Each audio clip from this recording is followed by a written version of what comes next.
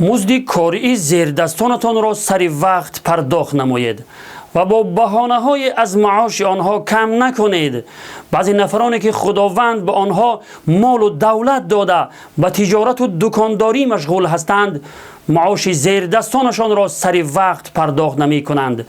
بعد از گذشت 2 ماه و 3 ماه و آن هم با بهانه های از معاششان کم کرده به آنها می دهند.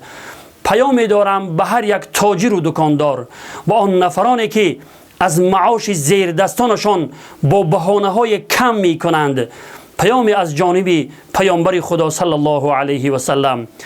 در روایت ابن ماجه آمده است که جناب رسول الله صلی الله علیه و سلم می فرمایند: اعطوا الاجیر اجره قبل ان یجف عرقه.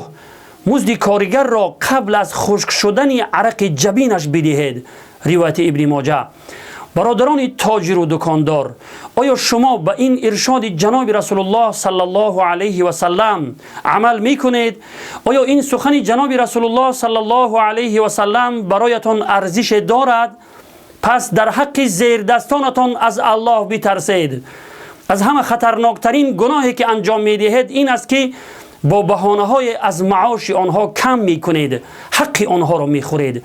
اگر 1 درم هم از معاش آنها کم کنید، قسم به ذات الله که حرام خورده اید و عاقبت خیلی خطرناک در انتظار شماست.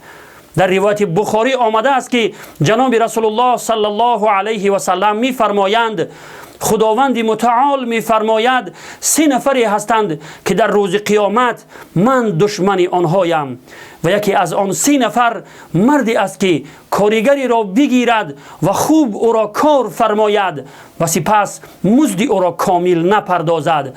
پس در حق کارگران و زیردستانتان از الله بترسید.